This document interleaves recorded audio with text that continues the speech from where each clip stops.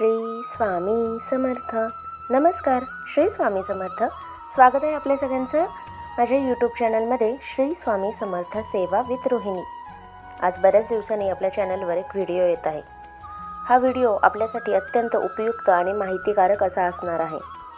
या व्हिडिओच्या माध्यमातून मी आपल्या सगळ्यांना दुःखातून आनंदाकडे जाण्याचा मार्ग कसा शोधावा आपला आपणच याबद्दल माहिती सांगणार आहे. स्वामी संदेश सांगणार आहे. भरपूर वेळेस आपल्याला असं होतं की आपल्याच माणसांकडून आपला सारखा अपेक्षाभंग झाल्यानंतर माणसाच्या सहनशक्तीचा अंत होतो. आपल्याला त्या सगळ्या गोष्टी असह्य होतात. मग कोणाशीच काहीच बोलावंसं वाटत नाही. माणूस शांत राहण्याचा मार्ग स्वीकारतो, कारण त्याला कळतं की बोलून काहीच फायदा नाही. जीवनातील विश्वासघात किंवा नकारात्मक घटना माणसाला इतक्या बदलून टाकतात की मोकळं जगणारा माणूस देखील, आनंदात राहणारा माणूससुद्धा घुसमटत आणि वेदनादायी जीवन जगू लागतो. तोंडावर हसू आणि आतमध्ये आसू अशी त्याची अवस्था होते. आपल्याच माणसांकडून आपली फसगत झाली आहे ही भावनाच त्याच्या काळजाला जखम करून जाते. ती जखम त्याच्या हृदयात ठाव घेते.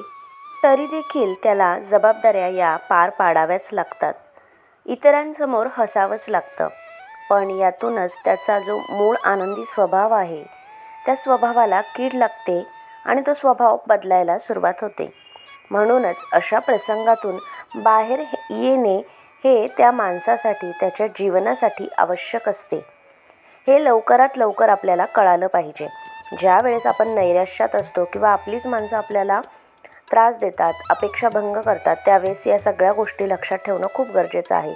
त्याच गोष्टींमध्ये घुसमटत राहण्यापेक्षा त्यातून बाहेर निघणं हे अत्यंत आपल्यासाठीच उपयुक्त असतं.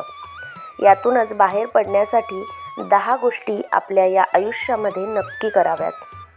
आपल्या स्वतःला या गोष्टी सांगाव्यात की जेणेकरून आपण या नकारात्मक आयुष्यातून किंवा नकारात्मक गोष्टींमधून, विचारांमधून बाहेर निघू.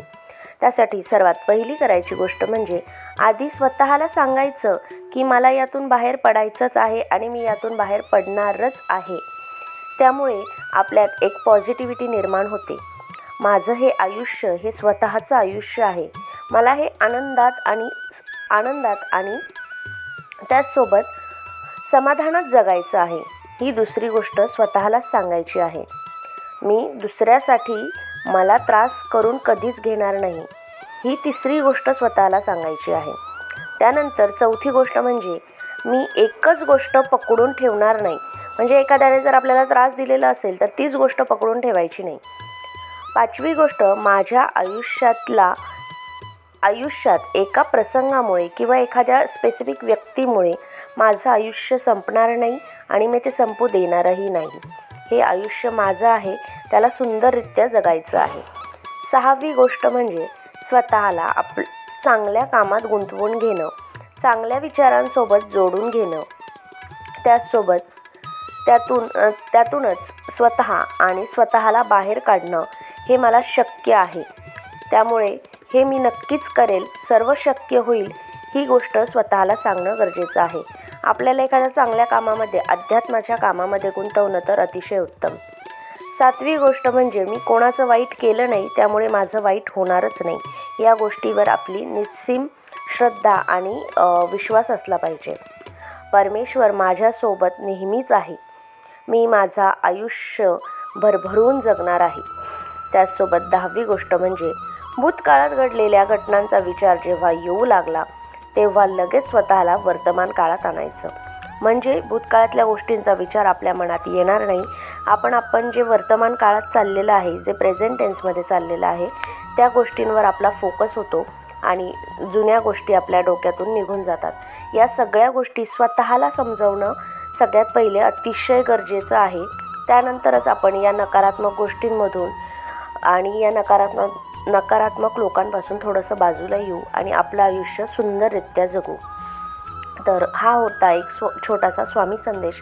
आपण नकारात्मक आयुष्यातून सकारात्मक आयुष्याकडे किंवा निगेटिव्हिटीकडून पॉझिटिव्हिटीकडे कसं जायचं याबद्दलचा अनुभव किंवा या गोष्टी जर आपल्याला आवडल्या असतील तर आपल्या व्हिडिओला लाईक करा, शेअर करा आणि आपल्या चॅनलला सबस्क्राईब नक्की करा.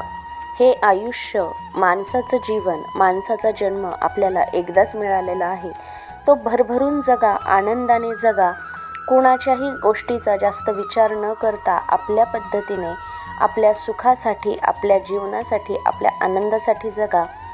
आपल्या आनंदासाठी जगा. आपलं आयुष्य हे स्वामींच्या भक्तीमध्ये स्वामीमय करा. श्री स्वामी समर्थ.